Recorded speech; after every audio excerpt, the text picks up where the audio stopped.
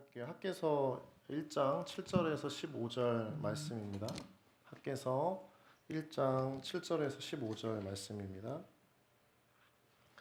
제가 가지고 있는 성경 구약 1310페이지에 있습니다. 1310페이지 학개서 1장 7절에서 15절 말씀입니다. 7절에서 15절 말씀 함께 우리 교독했으면 좋겠습니다. 함께 찾아보고 읽겠습니다. 제가 먼저 7절 함께 읽겠습니다. 만군의 여호와가 말하노니 너희는 자기의 행위를 살필지니라. 너희는 산에 올라가서 나무를 가져다가 성전을 건축하라. 그리하면 내가 그것으로 말미암아 기뻐하고 또 영광을 얻으리라. 여호와가 말하였느니라. 너희가 많은 것을 받았으나 도리어 적었고 너희가 그것을 집으로 가져갔으나 내가 불어버렸느니라. 나 만군의 여호와가 말하노라. 이것이 무슨 까닭이냐? 내 집은 황폐하였으되 너희는 각각 자기의 집을 짓기 위하여 빨랐음이라. 그러므로 너희로 말미암아 하늘은 이슬을 그쳤고 땅은 산물을 그쳤으며 내가 이 땅과 산과 곡물과 새 포도주와 기름과 땅의 모든 소산과 사람과 가축과 손으로 수고하는 모든 일에 한죄를 들게 하였느니라. 스알디엘의 아들 스룹바벨과 요사닥의 아들 제사장과 여호수아 남은 모든 백성들이 그들의 하나님 여호와의 목소리와 선지자 학개의 말을 들었으니 이는 그들의 하나님 여호와께서 그를 보내셨음이라. 백성이 다 여호와를 경외하매 그때 여호와의 사자 학개가 여호와의 위임을 받아 백성에게 말하여 이르되 여호와가 말하노니 내가 너희와 함께 하노라 하니라. 여호와께서 스알디엘의 아들 유다 총독 스룹바벨의 마음과 여호사닥의 아들 대제사장 여호수아의 마음과 남은 모든 백성의 마음을 감동시키심에 그들이 와서 만군의 여호와 그들의 하나님의 전 공사를 하였으니. 네, 같이 읽겠습니다. 그때는 다리오 왕 제2년 여섯째 달 24일이었더라. 아멘. 예, 우리 오늘도 청년 예배 가운데 오신 모든 분들 주님의 이름으로 환영하고 축복합니다. 우리 좌우 앞뒤 바라보고 우리 눈을 마주치고 인사했으면 좋겠습니다. 하나님은 당신을 사랑하십니다. 당신은 하나님의 기쁨입니다. 네, 오늘도 더운 여름 각자의 주어진 또 일터에서 힘을 다해 수고한 우리 모든 귀한 지체들이 있습니다. 우리 좌우 앞뒤 바라보고 우리 큰 박수로 한 주간 수고했다고 격려하겠습니다. 수고하셨습니다. 수고 많았습니다. 네, 우리 가슴에 손으로 함께 기도하겠습니다. 하나님은 나를 사랑하십니다. 나도 하나님을 사랑합니다. 주님은 나의 길과 진리, 주님은 나의 유일한 길과 진리, 생명이십니다. 나는 주님의 교회입니다. 거룩하고 순결한 청년 그리스도인 되기 원합니다. 생각과 감정이 성령님의 다스리심 속에 있기 원합니다. 말과 행동에서 성령님이 드러나기 원합니다. 예수님의 이름으로 기도드립니다. 아멘. 네, 아멘. 우리 시사는 다음 주에 하겠지만 이제 한 주간 우리 특세 기간 창조적 리더라고 하는 주제로 너무나 귀한 강사님들이 이제 오셨어요. 그래서 특별히 청년 세대 또 대학 지체들에게 아주 중요한 말씀들을 많이 해주셨는데 한 주간 새벽 예배로 또 하나님 말씀을 사모함으로 힘을 다해서 또 개근하기도 하고 또 상황 때문에 못 나왔지만 그래도 예배 가운데 오신 우리 모든 청년들 축복합니다. 주신 말씀의 은혜가 여러분 삶 가운데 여러분의 인생을 변화시켜 나아가는 아름다운 주님의 마중물 되어지기를 축복합니다. 오늘 함께 두 번째 학기 시리즈 제목 다시 지어야 할 성전이라고 하는 주제로 말씀을 전하고 있습니다. 우리 두 번째 제목 같이 함께 읽어볼까요? 시작. 하나님이 숨을 불어넣으시는 사람. 지난주 설교 내용을 다시 한번 리마인드 한다면 하나님께서 무너진 예루살렘 성전을 다시 재건하시기 위해서 고레스 왕을 통해서 유다 백성들을 다시 이스라엘로 돌려보내는 칙령을 내려주시죠. 기쁨과 감격에 젖어서 50년 만에 고향으로 돌아온 그들을 맞이했던 것은 황폐하게 폐허가 되어져 버렸던 예루살렘 성전이었습니다. 그걸 보고 마음이 무너졌던 유다 백성들은 성전 재건을 위해 귀환되어졌던 사명을 잊어버리고 그저 자신의 집, 자신의 인생을 가꾸고 돌보는 일에 빠져 16년 동안 성전 재건을 멈추게 됩니다. 하나님께서는 그들의 지도자였던 스룹바벨과 여호수아를 책망하시고 삶의 우선순위가 뒤바뀌어져 버린 이스라엘 백성들을 동시에 책망하시면서 다시 재건을 향해 촉구하시는 모습들을 보게 됩니다. 성전의 회복은 되게 중요합니다. 재건은 굉장히 중요합니다. 왜냐하면 이스라엘 성전, 예루살렘 성전의 재건은 곧 이스라엘 공동체의 회복을 알리는 신호탄이기 때문인 것이죠. 하나님의 비전은 바로 그 공동체 안에 있는 줄 믿습니다. 하나님께서는 여러분 공동체를 통해서 세상을 변화시켜 나아가세요. 절대로 개인이 세상을 변화시키지 않습니다. 그 개인을 만드는 공동체가 있는 거죠. 개인의 영적 변화도 마찬가지입니다. 교회 또는 공동체를 통해서 한 사람의 위대한 신앙의 인물들이 세워지고 탄생케 되어집니다. 여러분, 그래서 우리가 중요한 건 신앙생활을 할 때 우리 공동체가 우리 삶의 중심이어야 될 줄 믿습니다.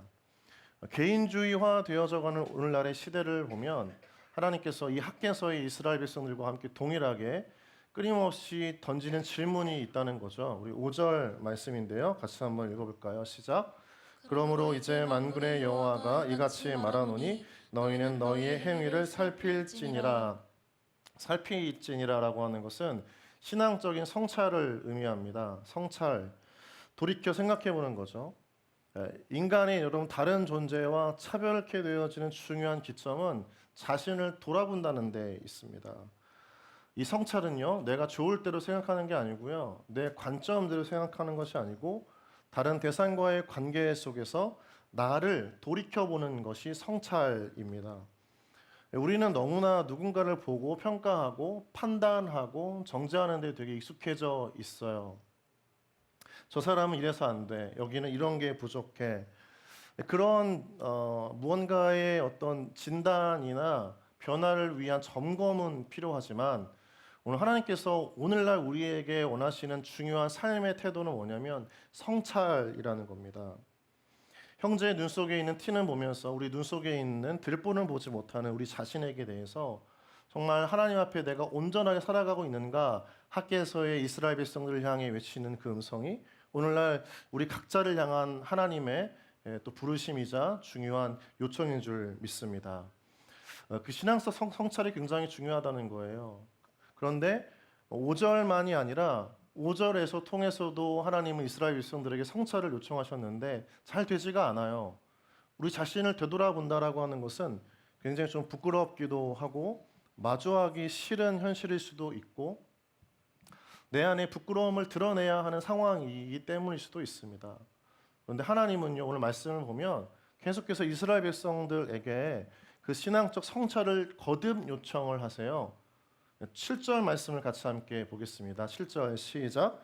만군의 여호와가 말하노니 너희는 자기의 행위를 살필지니라. 5절과 7절을 보면 동일한 내용이 함께 거듭 반복해서 나오죠. 5절에 너희의 행위를 살펴라라고 하는 그 내용은요, 너희의 삶의 우선순위가 어디에 있는지 한번 되돌아보라라고 하는 뜻이 있고요.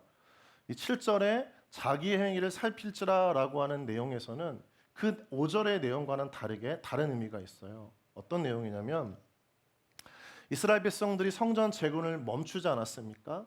여러 가지 방해 공작도 있었고 내부의 분열도 있었고 연약함이 있었을 텐데, 그런데 더 근본적으로 돌아가 보면 이스라엘 백성들 안에 성전 재건을 쉽사리 시작하지 못하는 원인이 그들 안에 있었다는 거예요. 그 원인을 한번 살펴봐라 라고 하는 대목의 뜻이 이 7절입니다. 행동이 아니라 사실은 그들의 마음 안에 무언가 가로막혀져 있는 장벽이 있다는 거죠. 공동체에게 헌신하도록 하기 위한, 방해하기 위한 하나의 장벽, 뭔가 내 마음을 닫아서게 만드는 마음의 문들이 이스라엘 백성들 안에 있었고 하나님은 그걸 보셨고 그걸 다시 한번 살펴라 이야기하시는 겁니다.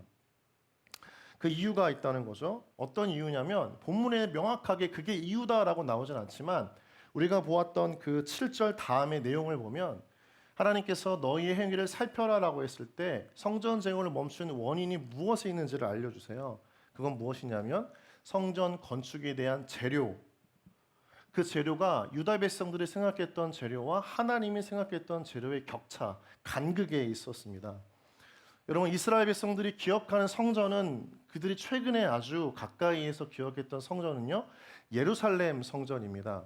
이 예루살렘 성전을 지었던 왕이 누구죠? 솔로몬입니다. 솔로몬. 솔로몬에 대한 기억밖에 없어요. 그래서 이 이스라엘 백성들이 지으려고 했던 성전에 대한 그림은 이 예루살렘 성전 하나밖에 남아 있지 않다는 거죠. 그런데 여러분 잘 아시다시피 솔로몬 시대에 지었던 그 성전은요, 그 당시에 아주 최상급의 최고급 품질의 재료를 가지고 성전을 지었던 것들을 보게 됩니다. 솔로몬 시대에는 다윗 왕국을 이어서 솔로몬 시대에는 이스라엘은요, 강대국이었어요. 주변을 호령하고 압도하는 군사력과 정치력, 경제력이 있었습니다. 외교력도 있었어요. 그래서 많은 나라들이 솔로몬 왕에게 조공을 바치는 내용들이 열왕기 상하에 많이 나와 있습니다. 그 중에 하나가 그 주 재료가 되어졌던 것, 그 예루살렘 성전을 지을 때 가장 주 재료가 되어졌던 것 중에 하나가 한 나무가 있는데요. 그 나무가 무엇인지 아세요? 네, 맞아요. 여기 정답이에요. 이쪽은 정답이에요. 백향목입니다. 백향목. 백향목은 별칭이 있어요. 자, 한번 따라해 볼까요? 나무의 왕자. 네, 나무의 왕자라고 하는 별칭이 있는 굉장한 나무입니다. 최상급의 재료예요. 우리나라 말로 하면 삼나무. 그럼 삼나무 아시죠? 삼나무가 백향목입니다. 이 삼나무는요, 습기에 굉장히 강해요. 그러니까 잘 빨아들이는 거죠. 그리고 편백나무처럼, 여러분 편백나무에서 뭐가 나오죠? 예? 뭐가 나와요? 피톤치드 나오잖아요. 그렇죠? 막 그 냄새 맡으면 어때요? 되게 상쾌하고 기분 좋고. 그게 나오는 나무가 이 백향목이라는 거죠. 그러니까 이 백향목으로 지어진 성전을 딱 들어가면 굉장히 그 공기가 적절한 습도가 유지되어져 있는 상태에서 사람의 마음과 생각을 굉장히 리프레시하게 만드는 피톤치드가 막 나오는 성전이었던 겁니다. 그런데 이 재료가요, 여러분 이스라엘에 있을까요, 없을까요? 중요한 건 이 재료가 이스라엘에 없어요. 열왕기상 9장을 보면요, 두로왕 히람이라고 하는 왕이 솔로몬에게 이 백향목을 갖다 바칩니다. 이 백향목의 원산지가 바로 두로와 시돈이라는 국가죠. 오늘날 이야기하자면 레바논인데요. 최고급 백향목의 주 원산지가 바로 이 레바논입니다. 그래서 레바논 국기를 한번 좀 보여주시겠어요? 국기. 여러분 저 안에 있는 저 초록색 문양의 모양이 바로 삼나무 백향목인 거예요. 여기서 수입을 해서 만들어졌던 최고급 재료를 가지고 만들었다는 것이 예루살렘의 성전이라는 거죠. 여러분 그런데 지금 이들의 기억에는 그 기억밖에 없는 거예요. 그런데 여러분 문제는 무엇입니까? 솔로몬 시대에 그 예루살렘을 성전을 지었을 때와 지금 거의 망해져서 한 나라의 속국으로 전락해져 버린 이스라엘의 상황은 너무나 다르죠. 이 삼나무를 수입할 돈이 없어요. 여력도 없습니다. 상황도 되지 않아요. 그런데 여전히 이들의 마음에는 그때 그 성전에 대한 그림이 떠나지 않았던 겁니다. 그래서 엄두를 못 냈던 거예요. 성전을 지으려면 이 정도는 돼야지라고 하는 그 가장 미니멈의 이 기준들이 너무 높았던 것입니다. 여러분 하나님께서는요, 이스라엘 백성들에게 성전을 지을 때 백향목을 꼭 쓰라고 말씀하시지 않으셨습니다. 하나님은요, 이거 아니면 안 돼라고 이야기하시는 것도 아니에요. 하나님 원하시는 것은 그 재료는 백향목이 아니라는 거죠. 하나님은요, 다른 재료를 원하세요. 성전을 짓고자 하는 유다 백성들의 마음, 그 마음을 하나님께서는 성전의 재료로 삼기를 원하셨습니다. 어떻게 알 수 있나요? 재료를 지정해 주시는 것인데요. 8절 말씀 같이 함께 읽어볼까요? 8절 읽겠습니다. 시작. 너희는 산에 올라가서 나무를 가져다가 성전을 건축하라. 그리하면 내가 그것으로 말미암아 기뻐하고 또 영광을 얻으리라. 여호와가 말하였느니라. 아멘. 하나님께서 원하시는 성전 건축의 재료는 수입산 천연 원목인 백향목이 아니라 지금 망한 이스라엘 사람들, 예루살렘 사람들이 살고 있던 인근의 야산에서 구해야 했던 지역의 나무들이었습니다. 인근 야산에 가서 둘러보면 여러분 우리 목포에는 무슨 산이 있어요? 유달산이 있죠. 앞에는 무슨 산이 있어요? 부흥산이 있죠. 한 번도 안 올라간 사람 이름이 어떤 산인지 모르는데 그 산에 가서 구하는 그냥 나무인 거예요. 성전을 지을 때 수입할 필요 없다는 겁니다. 이 얘기는 어떤 뜻일까요? 지금 성전을 짓기 위해서 너희 산에 올라가서 나무를 가져다가 지어라라고 하는 그 하나님의 말씀의 가장 깊은 뜻은 무엇이냐면 이 재료를 써라고 하는 그런 피상적인 의미가 아니고요. 너희가 성전 재건에 대한 마음만 있다면 너희 그 주변에서 구할 수 있는 그 나무 가지고도 성전을 지으려고 왜 하지 않았겠냐는 거죠. 마음만 있다면 왜 짓지 않았겠냐는 거예요. 하나님은요 지금 나무를 가리키시지만 그 나무를 옮길 수 있었던 이스라엘 사람들의 마음을 가리키시는 거예요. 하나님은 이 마음을 가진 자들이 세워가고 지어가는 공동체, 그 성전을 그리워하시는 줄 믿습니다. 하나님은요 마음으로 지어져가는 공동체를 원하세요. 그런 교회를 원하시고 그런 성전을 원하세요. 성도들의 기도가 담겨져 있지 않는 성전, 성도들의 마음이 담겨져 있지 않은 성전은 하나님이 기뻐하시는 성전이 아니에요. 옛날 어른들은, 우리의 믿음의 선배들은 교회를 지을 때 그 교회 부지를 돌아다니면서 기도를 했죠. 또 벽돌로 지었던 교회들은 그 빨간 벽돌 하나하나를 직접 옮겨가며 지었습니다. 제 어머니 세대가 제 모교회를 그렇게 지었습니다. 여러분, 뛰어난 기술이 아니라 그 교회를 향한 마음이 있는 거예요. 그 마음만 있다면 벽돌을 나르는 것이고 땅을 밟고 기도하는 것이고 삶을 들여서 시간을 내어서 교회를 지어져 가는 거죠. 하나님은요 우리에게 그런 교회를 기뻐하시는 줄 믿습니다. 하나님이 원하시는 교회는 그런 교회일 줄 믿습니다. 오늘날 너무나 많은 사람들이 높은 건물, 화려한 장소, 하드웨어에 마음을 꽂혀서 그 교회로 가지만 적어도 하나님은요 하나님의 마음을 담아서 마음을 모아서 지어져가는 그 교회, 그 하드웨어는 보잘것 없더라도 초라할지라도 볼품없더라도 그 교회를 사랑하시고 그 교회에 하나님의 은혜를 부으시는 줄 믿습니다. 사도행전 15장을 보면요 예루살렘에서 사도와 장로들이 모여서 한 가지 회의를 합니다. 기독교 역사상 최초의 공회의라고 할 수가 있어요. 예루살렘에서 모여서 의회가 소집되고 안건이 있습니다. 안디옥 교회를 통해서 믿게 된 이방인들이, 개종한 이방인들이 할례를 받고 모세의 율법을 지켜야 하느냐 마느냐에 대한 내용이에요. 이걸 가지고 이들을 믿는 사람들로 인정하냐 안 하냐가 중요한 내용이었습니다. 기존에 있던 사람들은 유대적인 형식과 전통에 사로잡혀서 여전히 바리새적인 인식이 강했어요. 하나님을 믿지만, 예수 그리스도를 믿지만 그들의 삶에 유대교의 풍습을 따라야 진정한 크리스천으로 인정하는 그런 태도가 있었습니다. 전통에 대한 것들이었죠. 그런데 사도 바울이 전도했던 사람들이 다 이방인이었어요. 유대교의 문화를 몰랐습니다. 그런데 분명한 건 예수 그리스도를 믿었어요. 논쟁이 일어납니다. 그들도 크리스찬인가? 그들도 그리스도인인가? 그들이 형식과 전통을 벗어났지만 믿음 하나로 우리가 받아들여야 하는 교회의 가족인가? 이 논쟁 끝에 중요한 건 이제 교회 리더였던 베드로가 논쟁의 종지부를 치는 한 가지 말씀을 이야기해요. 아모스서를 인용한 말씀인데요. 사도행전 15장 16절 말씀 같이 함께 읽어볼까요? 시작. 이후에 내가 돌아와서 다윗의 무너진 장막을 다시 지으며 또 그 허물어진 것을 다시 지어 일으키리니. 내가 돌아와서에서의 주어는 하나님입니다.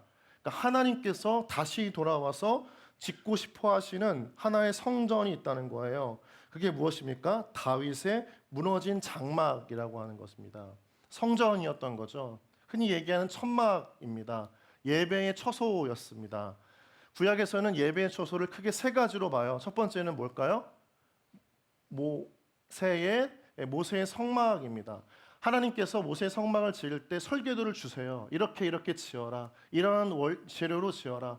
완전하게 설계도가 나오고 정교하고 빈틈없이 가죽과 천으로 만들어진 성막이 모세의 성막입니다. 그 다음에 시대를 넘어서 솔로몬의 성전은요, 아까 이야기했듯이 당시의 최고급과 최상급의 재료를 가지고 성전을 웅장하고 화려하게 지었던 성전이 솔로몬의 성전입니다. 이 모세의 성전과 솔로몬의 성전 사이에 있었던 것이 다윗의 성전인데, 다윗의 성전은요 그냥 천막이에요.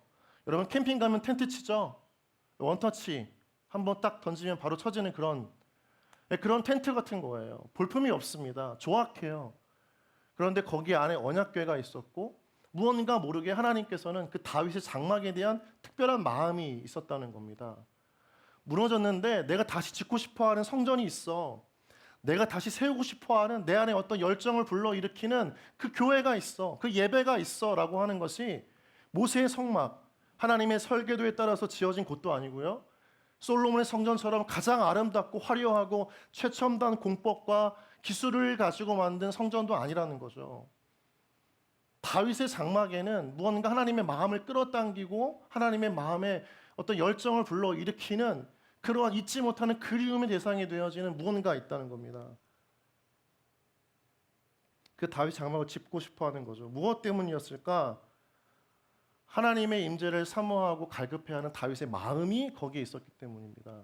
우리 한번 시편 27편 4절 말씀 같이 한번 읽어볼까요? 우리 맨 위에 있는 개역 개정 버전 읽겠습니다. 시작. 내가 여호와께 바라는 한 가지 일 그것을 구하리니 곧 내가 내 평생에 여호와의 집에 살면서 여호와의 아름다움을 바라보며 그의 성전에서 사모하는 것이라. 다윗의 인생에서 너의 평생에 소원이 한 가지 있다면, 꼭 이루고 싶은 것 한 가지가 있다면 말해봐 라고 했을 때 다윗은 이 얘기를 한 거예요. 여호와께 바라는 한 가지 일 그것을 내가 구한다. 그게 뭡니까? 평생에 여호와의 집에 살면서 여호와의 아름다움을 내가 바라보고 싶다. 하나님의 얼굴을 구하고 임재를 구한다는 표현이에요. 시적인 표현입니다. 밑에 보면 한 가지 소원이라고 이야기하고요. 영어로는 one thing이라고 이야기하잖아요. 유일한 것, 그 어떤 것도 다 필요 없고 하나님을 만나고 싶어하는 마음, 그 예배에 대한 사모함, 갈급함, 하나님을 그리워하는 마음, 그 마음을 담아서 볼품없는 천막으로 지어뒀던 장막을 세웠던 거예요. 그리고 거기에서 레위 지파를 세우고 24시간 찬양하는 사람들을 정교하게 세우고 끊임없이 기도할 수 있는 곳으로 만들었던 것이죠. 하나님의 임재를 떠나보내고 싶지 않았던 다윗의 마음이 다윗의 그 천막, 장막에 있었던 것입니다. 하나님이 하신 것들과 주신 것들에 대한 갈망이 너무나 다윗에게 많았지만 다윗의 마음에는 유일하게 한 가지 있었던 것은 하나님 한 분을 그저 원하는 온전한 마음, 그 마음의 예배. 그 마음이, 그 임재에 대한 소망이 다윗의 장막에 배어 있었기 때문인 거죠. 여러분, 하나님은 이런 다윗의 마음을 기뻐하신 줄 믿습니다. 볼품없는 천막이에요. 그리고 조악하기 이를 데 없는 그런 텐트입니다. 그런데 하나님은 그리워하셨어요. 다시 짓고 싶어 하셨고 보고 싶어 하셨습니다. 왜요? 하나님을 향한 다윗의 마음 때문이에요. 이 얘기는 여러분 우리 가운데 어떤 메시지를 줍니까? 하나님을 향해 드릴 때 절차가 아무 필요 없다, 재질이 아무 필요 없다, 그게 아니에요. 가장 중요한 것은 마음이다라고 하는 거예요. 예배자의 마음에 어떤 마음이 있는가? 여러분의 예배를 편하게 만들어주는 수많은 하드웨어와 소프트웨어가 있더라도 여러분 마음에 하나님에 대한 갈급함이 없다면 여러분 오늘 예배는 온전치 못하게 드리는 거죠. 잘못된 거죠. 하나님은 우리가 어떤 교회에서 어떤 시스템 속에서 어떤 컨텐츠 안에서 예배를 드리는가에 집중하시는 게 아니고요. 지금 앉아있는 여러분의 마음에 하나님을 전적으로 구하는 그 사모함이 있는가, 그 마음이 담겨져서 앉아있는가, 기도하는가, 말씀을 적고 있는가, 아멘으로 반응하는가, 그거 하나하나를 그 마음을 보신다는 거예요. 학교에서 오늘 본문에서 하나님께서 지으시고자 하시는 성전은요, 여러분 이전과 같이 하나님께서 뭔가 아무런 의도적으로 개입하시는 성전이 아니에요. 설계도가 주신 것도 아니고요, 최고급 재료를 통해 만들라고 하신 것도 아닙니다. 그냥 인근의 야산, 유달산, 부흥산 가서 너희들이 가져올 수 있는 재료 가지고 만들어. 여러분 이 대목을 잘 보면요, 하나님이 거하실 곳이 없어서 그렇게라도 좀 만들어 달라고 요청하시는 걸까 의문이 생겨요. 아니라는 거죠. 그게 아니에요. 하나님은 어떤 걸 원하셨어요? 그 이스라엘 백성들이 다 폐허가 되어져 버렸지만 그래도 인근의 야산에 가서라도 산을 올라가고 재료가 될 수 있는 나무를 찾아보고 찾은 그 나무를 베는 그 수고로움, 그 마음의 애씀, 그 마음의 애씀을 주님은 확인하고 싶으셨던 거예요. 그거 가지고, 그 마음 가지고 성전을 짓는다면 하나님 기뻐하신다니까요. 그게 하나님의 마음이라는 거예요. 그런데 학교에서 이스라엘 백성들은 관심이 없었어요. 재료가 없는 게 아니고요, 환경이 안 됐던 게 아니라 마음이 떠나 있던 거예요. 예배를 드릴 마음도 없고 하나님을 구하는 마음도 없어요. 여러분 창세기 28장을 보면요, 야곱의 이야기가 나옵니다. 삼촌 라반에게 가는 길에 해가 지자 한 곳에 이르러서 유숙을 해요. 아직 띄워주면 안 되는데 벌써 띄워줬어요. 감사합니다. 꿈에서 땅과 하늘을 연결한 사닥다리가 나오고 그 위에서 하나님의 사자들, 천사들이 야곱을 만나는, 그러면서 약속을 하세요. 내 자손이 땅에 티끌같이 되어서 모든 족속이 너와 내 자손을 말미암아 복을 받을 것이다. 비전을 주신 거죠. 그런데 중요한 건 제가 그 다음에 본 것 중에 하나 뭐냐면, 꿈에서 하나님을 만난 다음에 그 비전을 받았던 꿈에서 깬 야곱이 무엇을 했냐였던 거예요. 야곱은요 무엇을 합니까? 말씀을 한번 띄워주시겠습니까? 바로 이때입니다. 네, 좋아요. 우리 18절 19절 한번 읽어볼까요? 시작. 야곱이 아침에 일찍 일어나 배기로 삼았던 돌을 가져다가 기둥으로 세우고 그 위에 기름을 붓고 그곳 이름을 베델이라 하였더라. 이 성의 옛 이름은 루스더라. 여러분, 제단을 쌓았습니다. 예배의 초소를 만들었고요. 어쩌면 자신만의 성막을 만들었어요. 근데 여러분, 그 야곱이 만든 그 재료가 무엇입니까? 자기가 방금 밤새 동안 그냥 베고 누웠던 돌이었어요.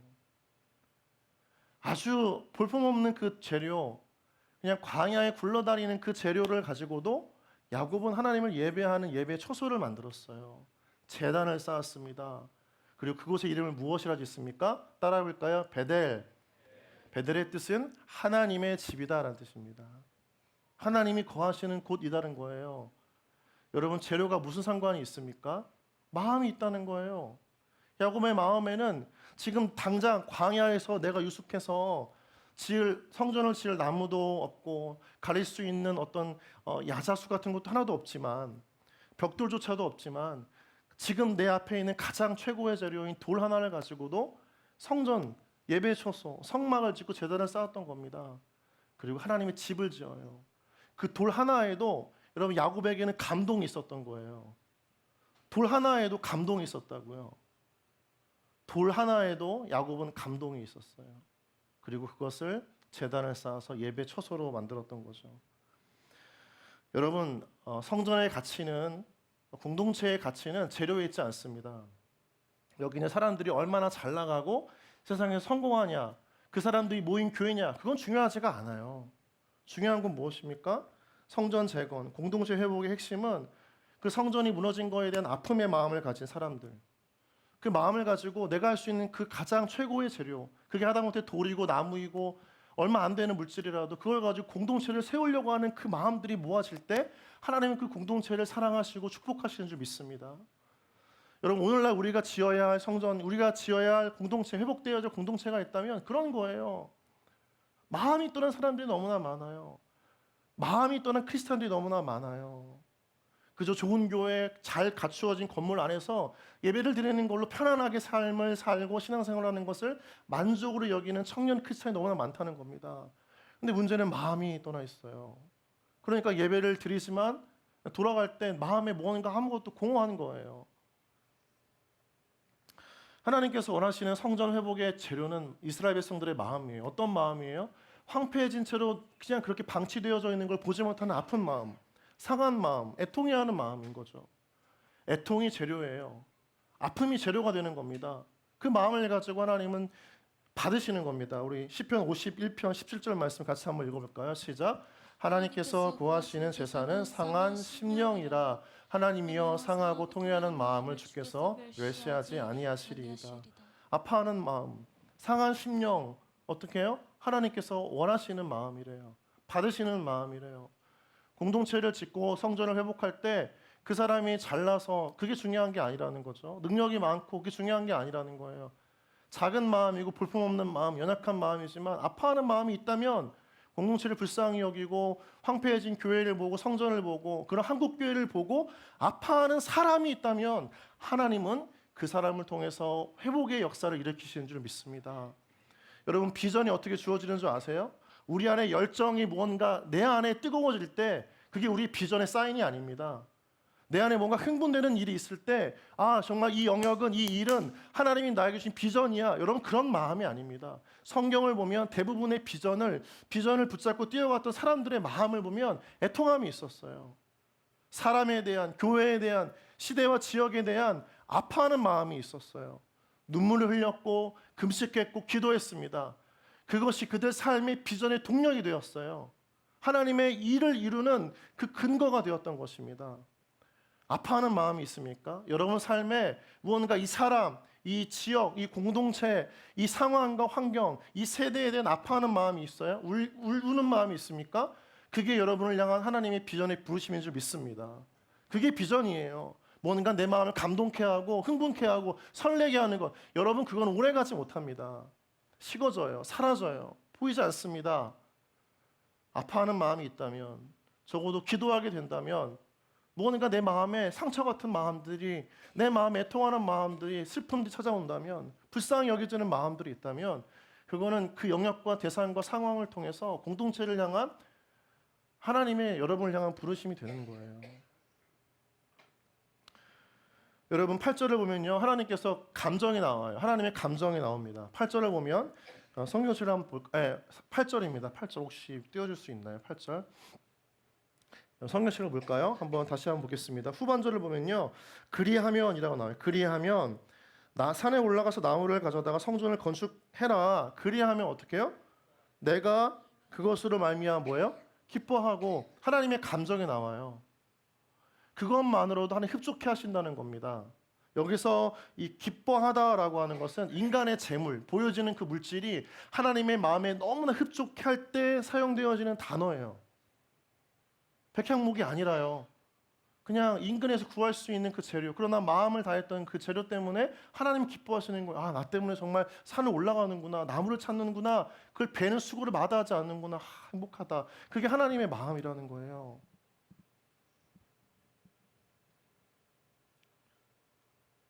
볼품없는 나무를 베러 산을 오르고 땀을 흘리면서 나무를 찾고 그 베는 수고, 그거예요. 그게 하나님의 우리를 보시는 마음이에요. 우리가 무엇을 하나님을 향해 보고 있습니까? 여러분 마음 가운데 무엇을 위해 하나님 찾고 있습니까? 무엇을 얻기 위해 찾고 있습니까? 하나님은요, 그냥 하나님을 찾는 마음, 그 마음을 헤아리시고 사랑하시고 기뻐하시는 줄 믿습니다. 그런데 문제는 이스라엘 백성들은 여전히 그 마음을 몰랐다는 거예요. 왜요? 마음이 다른 곳에 가 있었어요. 9절입니다. 같이 함께 9절 읽겠습니다. 9절 한번 띄워주시겠습니까? 시작. 너희가 많은 것을 바랐으나 도리어 적었고 너희가 그것을 제보로 가져갔으나 내가 불어버렸느니라. 나 만군의 여호와가 말하노라. 이것이 무슨 까닭이냐?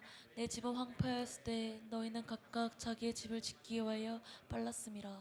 하나님이 아시는 거예요. 뭐예요? 9절 처음에 어떻게 말해? 너희가 많은 것을 바랐으나. 다 아세요. 너희 마음에 향하는 곳이 다르구나. 내가 아니구나. 다른 곳을 향해 너희의 마음이 가 있구나. 내가 원하는 것은 너희 보여지는 그 삶, 물질, 세상적으로 측정할 수 있는 가치가 아니라 너희 마음인데 너희 마음이 다른 곳을 향해 있구나. 안타까워하시는 거예요.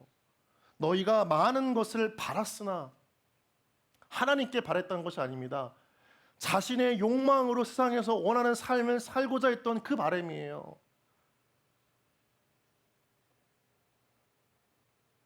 마음이 다른 곳을 향해 있다는 겁니다. 내 삶에 추구하는 세상적 욕망이 크다, 이렇게 이야기하시는 겁니다. 하나님의 성전을 위해 짓기, 산을 오르기보다 자신의 인생의 성공만을 향해서 세상의 꼭대기에 올라가려고 하는 이스라엘 백성들의 그 마음을 하나님께서 지목하시는 거예요. 우리가 앞에서 보았듯이 이스라엘 백성들은 자기의 집을 꾸미는데 몰두해 있었습니다. 자신의 안정적인 바운더리를 만들고 영역을 만들고 거주할 곳을 만들고 편한 삶을 추구하기 위해 애쓰고 있었습니다. 그들의 마음이 향한 곳은 바로 자신이었어요. 내 삶, 내 인생. 내가 평탄하지 않으면 교회가 없지, 신앙도 아무 소용이 없지. 그게 잘못됐다는 거예요. 우선순위가 바르지 않다. 원인은 너에게 있다라고 말씀하시는 겁니다. 하나님이 아니라 우리 안에 헛된 것을 추구하는 그 마음 안에 하나님은 말씀하시는 거예요. 여러분, 자신의 집을 꾸밀 필요가 있겠죠. 안정적인 삶을 추구할 필요가 있습니다. 하나님이 그것만 책망하시는 건 아니에요. 보면요, 하나님께서 정말 책망하시는 것은 성전이 무너진 채, 공동체가 무너진 채 나와 상관없다라고 생각하면서 그저 자신의 인생만 추구하는 그 삶이 잘못됐다는 거예요. 그래서 이 사람들은요, 하나님의 집을 건축하고 일을 하며 집을 나누는 것을 희생이라고 생각했습니다. 공동체가 회복되어지고 그 공동체를 통해 이루실 놀라운 축복의 한 통로가 되는데 그것을 낭비라고 생각했어요. 성전을 재건하는 것, 공동체를 회복시키는 그 일에 참여하는 것을 괴롭다 여겼습니다. 무가치하다 여겼고 허비하고 낭비하는 것이라고 생각을 했습니다. 오늘날 공동체 안에, 청년교회 안에 예배 시간에 손을 들고 찬양하며 하나님의 임재를 구하는 그런 사람들은 너무나 많지만 시간과 삶과 물질을 바쳐서 그들의 손과 발로 하나님을 위해서 헌신하는 사람은 너무나 없습니다. 더욱이 그것을 자신의 희생이라고 생각하지 기쁨으로 여기는 사람이 없습니다. 감사하며 신앙생활을 하는 사람을 찾기가 힘듭니다. 하나님을 만났다라고 하지만 정작 삶에서는 하나님의 비전, 하나님의 마음, 하나님의 은혜가 있는 공동체 따위에는 신경도 쓰지 않고 그저 내 욕망을 나의 삶의 원동력 삼아 살아가기 바쁜 청년들이 너무나 많다는 것입니다. 이 땅에 결핍이 참 많죠. 부족한 게 참 많습니다. 살다 보면 다 부족한 것 같아요. 그 결핍을 채우기 위해 우리 안에 발동되어지는 그 욕망이 있어요. 인간적인 욕망입니다. 그 욕망을 가지고 신앙생활을 하려고 하니까 공동체에 눈이 들어오지 않는 겁니다. 하나님이 한탄하시는 거죠. 9절을 다시 한번 보십시오. 이게 무슨 까닭이냐 이야기하시는 거예요. 이게 무슨 일이냐, 이게 어떻게 된 거야 라고 이야기하시는 겁니다. 내 집, 내 성전, 내 공동체는 다 무너졌는데 너희가 각각 자기의 집을 짓기 위하여 빨랐다. 조금만 문제가 생기면 그것을 보수하기 위해, 채우기 위해 그렇게 민첩하게 움직이더니 교회는 무너지고 공동체는 쓰러져 가도 그저 나와는 아무 상관없는 일처럼 살았던 너희들의 그 행동이 무슨 까닭이냐 이렇게 이야기하시는 겁니다. 구원은 무슨 은혜가 있냐는 거예요. 믿음은 왜 필요하냐는 것입니다. 하나님의 복은 왜 구하냐는 것입니다. 여러분 좀 마음에 찔리십니까? 찔려야 돼요. 우리는 너무나 내 욕망의 중심대로 살았습니다. 기독교를 이용하고 하나님을 이용했습니다. 다른 데 있지 않습니다. 그게 기복입니다. 돈을 구하는 게 기복이 아니고 돈을 통해서 나의 삶의 욕망을 추구하려고 하는 그 삶 자체가 기복인 거예요. 하나님을 믿으면 잘 나가길 바라고 취업하길 바라고 세상 속에서 인정받기로 하는 그 마음 가지고 기도하고 엎드리고 헌금 생활하는 게 기복이에요. 하나님은 그거를 원치 않으세요. 하나님 말씀하시니 이게 웬일이냐는 거예요. 내가 그러려고 예수 그리스도를 보낸 게 아니고 나의 아들을 보낸 게 아니고 그를 십자가에 못 박게 한 게 아닌데 이게 웬일이냐는 거죠. 인간의 욕망은요 배타적입니다. 한번 따라해 보실까요? 인간의 욕망은 배타적이다. 이게 무슨 뜻이에요? 욕망으로 가득 찬 인간은 다른 사람이 보이지 않는다는 거예요. 내 시간, 돈, 에너지, 은사 남에게 줄 여유가 없어요. 왜요? 내 삶에 채워야 할 욕망이 너무나 많기 때문에 다른 사람을 돌볼 수가 없는 거예요. 다른 공동체를 생각할 겨를이 없어요. 소비한다고 생각하고 낭비라고 생각합니다. 고통받는 타자, 무너지는 공동체, 쓰러져가는 한국교회 따위는 나와는 관련이 없는 거라고 생각을 하는 거예요.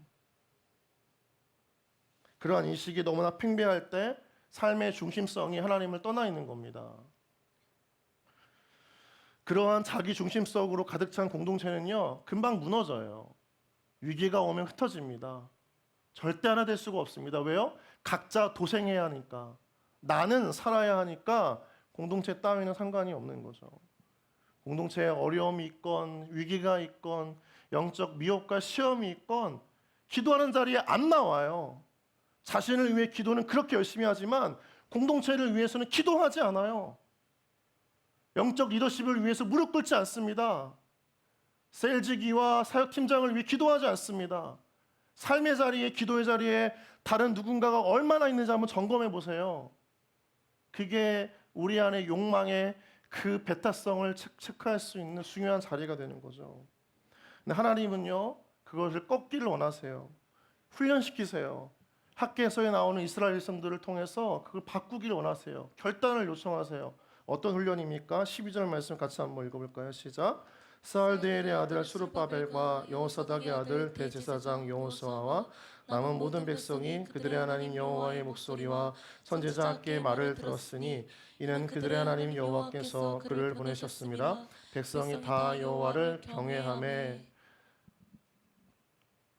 그들의 하나님 여호와의 목소리와 선지자 학계의 말을 듣습니다. 학계의 말을 그냥 학계라고 하는 이 짧은 몇 개월 선지자 역할을 했던 학계의 음성으로 듣지 않고 스쳐 지나가는 지도자로 듣지 않고 하나님의 말씀으로 들어요. 들었다라고 하는 건요, 여러분 그냥 경청이 아닙니다. 지금 여러분 제 설교를 듣는 것처럼 하나님 말씀을 듣는 것처럼 그냥 듣는 게 아니고요. 여기서 들었다라고 하는 것은 순종의 태도를 말해요. 삶으로 이어지고 결단하고 행동했다는 거죠. 하나님은 이스라엘 백성들에게 지금 그걸 촉구하시는 거예요. 그들의 마음이 자연스럽게 바뀌길 기다리시는 게 아니고요. 순종하라는 거예요. 자기의 행위를 돌아보는 걸 끊어내고 공동체를 살피고 하나님의 성전을 살피라는 거예요. 그 일을 지금 하라는 거예요. 나중으로 미루지 말고 지금 하라는 겁니다. 삶의 우선순위가 바뀌었으니까 다시 원상태로 돌려놓으라는 겁니다. 내 인생의 중심은 당신 자신이 아니라 내가 아니라 공동체라는 겁니다. 여러분 공동체 안에 있어야 그 공동체를 통한 하나님의 은혜를 통해 우리의 삶이 풍성케 되어지고 바뀌어지는 겁니다.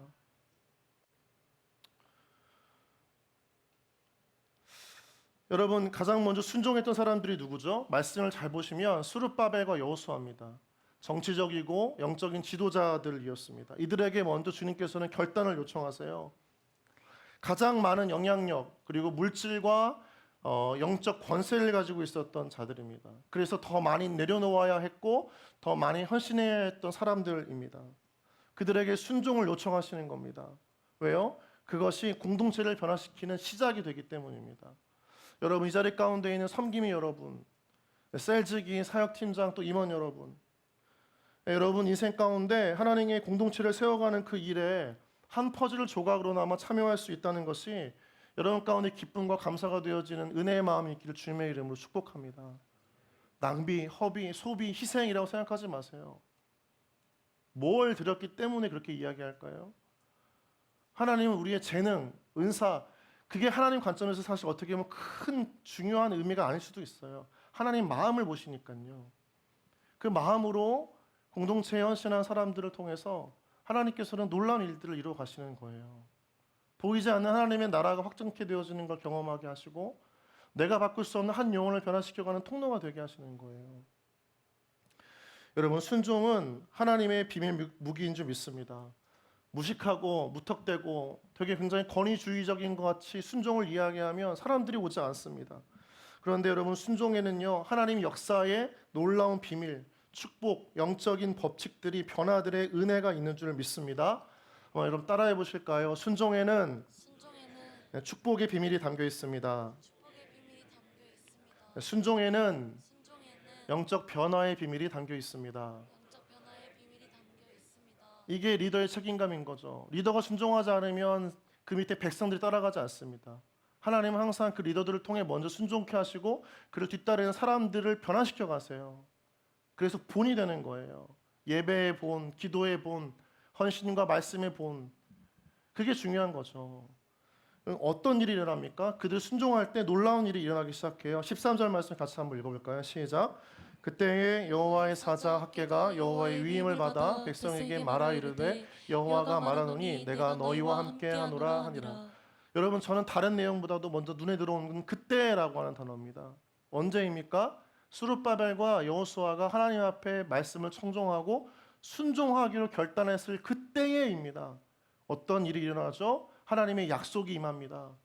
역경과 고난을 내가 없애주겠다가 아니라 그 역경과 고난 속에서도 내가 너희를 버리지 않고 함께하고 극복할 수 있도록 영원토록 떠나지 않겠다. 내가 너희와 함께 하노라. 이 말씀을 들으면서 하나님의 말씀에 자기 욕망의 이끌림대로 자기 인생만을 위해 살았던 이스라엘 백성들의 마음에 찔림이 있었습니다. 그것을 하나님의 음성으로 듣고 하나님의 비전을 따라서 성전 재건을 위해 삶을 드리기로 한 자들에게 하나님이 절대 내버려두지 않겠다. 너희들의 그 헌신, 너희들의 그 동참, 참여, 재건하는 그 은혜의 삶, 그 마음들을 내가 그냥 내버려두지 않겠다라고 하시는 거죠. 알아서 감당해라, 내팽개치는 하나님이 아니라는 겁니다. 여러분, 하나님은 우리가 하나님 나라를 위해서 삶을 드릴 때 우리 삶을 책임져 주시는 은혜가 있는 줄 믿습니다. 여러분, 이 믿음을 잃지 않는 여러분 되어지기를 축복합니다. 옆 사람이 한번 좀 고백하죠. 당신에게는 하나님의 축복이 있습니다. 시작. 하나님이 책임져 주십니다. 시작.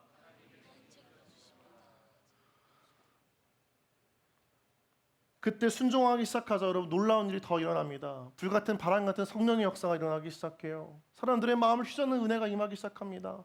무기력에 쩔어있던 학계의 이스라엘 백성들의 마음 가운데 무언가 영적인 공감대가 형성되기 시작합니다. 지금 해야겠다라고 하는 어떤 그 다급한 마음이 생겨나기 시작합니다. 14절 말씀을 읽겠습니다. 시작.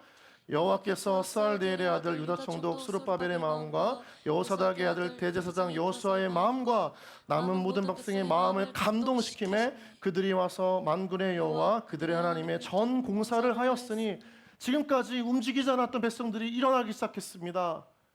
그냥 자신의 집 꾸미기를 바빴던 자기 인생에 몰두했던 사람들이 이제 그것을 내려놓고 하나님의 성전을 쳐다보기 시작했어요. 뭔가 마음 가운데 뭉클한 거 생겨났습니다.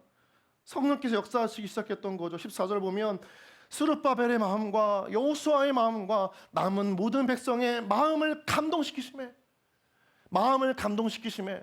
여러분, 이 뜻이 무엇입니까? 그냥 마음이 감동케 되어졌다, 그냥 무언가 뭉클한 게 있다, 그런 의미가 아니죠. 이 마음의 이 감동시킴의 뜻은 무엇입니까? 동사의 기본적인 의미들이 있어요. 하나님의 숨을 불어넣으셨다. 하나님의 성령을 그들에게 불어넣으셨다. 그들의 마음을 휘저으셨다. 그들의 마음을 변화시키셨다라고 하는 것이죠. 순종할 때 그때 하나님께서는 그들에게 그 모든 것들을 감당할 수 있는 내적인 충만함도 주신 하나님이신 줄 믿습니다. 하나님의 숨이 불어넣어지는 겁니다. 하나님의 생명력이 불어넣어지는 겁니다. 해보겠다, 할 수 있다, 해야만 한다라고 하는 그 영적 충만함이 그들 마음 가운데 물밀듯이 찾아오기 시작했던 거예요. 여러분, 휘젓다입니다. 휘젓다. 그들의 마음을 휘저으시는 하나님이십니다. 잠잠했던 그들의 마음, 아무런 생동감도 없고 힘도 없고 살아있으면 죽어있는 것 같은 그들의 마음을 하나님께서 성령을 통해 휘저어 놓으시는 것입니다. 불같은 세대를 일으키시는 것이죠. 소망의 사람들을 세우시는 것입니다. 하나님의 비전을 향해 멈추지 않은 열정으로 나아가는 그 하나님의 공동체를 하나님께서 일으키시기 시작했던 것입니다. 여러분, 이 성령의 놀라운 은혜가 여러분과 우리 공동체 안에 있기를 주님의 이름으로 축복합니다. 하나님께서 원하시는 이 나라의 이 오늘날 이 시대와 세대 가운데 있는 공동체는 어떤 공동체이어야 합니까? 하나님의 임재를 사모하는 성령의 공동체이어야 함을 믿습니다. 하나님의 임재를 향한 그 마음만 있다면 우리 안에 있는 모든 무기력을 하나님께서 다 휘저으셔서 생명력 있게, 생동감 있게, 죽어있던 마음도, 우울증의 마음도, 조울증의 마음도, 낙심하고 절망했던 그 마음도, 공동체에 대해 아무런 기대감 없이 그저 앉아있다가 돌아가는 그 예배자의 마음도, 그 청년의 마음 가운데에도 하나님의 그 마음을 뒤집으셔서 다시 한번 공동체를 바라보게 하시고 내가 쏟아야 할 그 인생의 방향을 바꾸어 가시는 그 하나님의 역사가 우리 가운데 있기를 다시 한번 주님의 이름으로 축복합니다.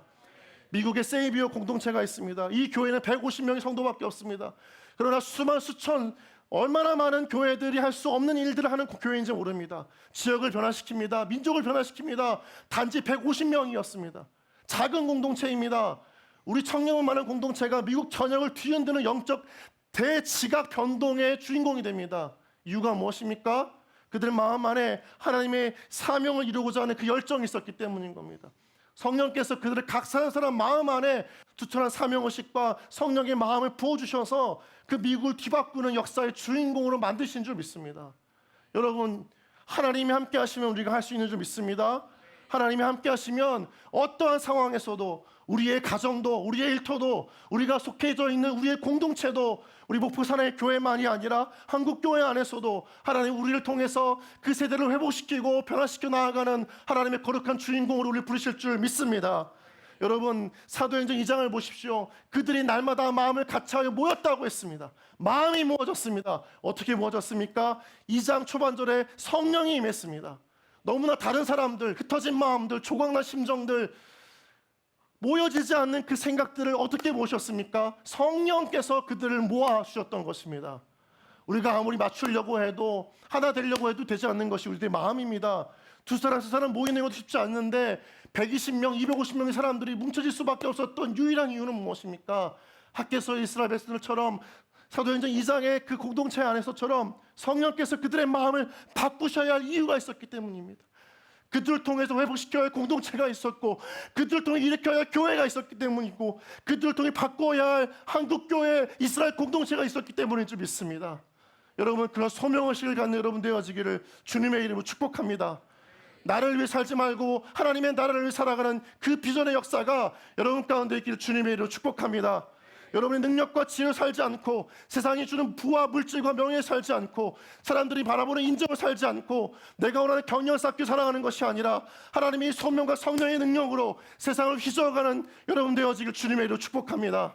마음을 그대로 내버려 두지 마십시오. 삶을 그대로 방치하지 마십시오. 주저앉아 있는 그대로 그 삶을 낭비하지 마십시오. 차라리 그 삶을 주님께 드리고 공동체 가운데 드리는, 더 나아가서 무너져가고 있는, 어쩌면 신음하고 있는 그 한국교회를 향해, 청년 세대를 향해 드리는 여러분 모든 인생 되어지기를 주님의 이름으로 축복합니다.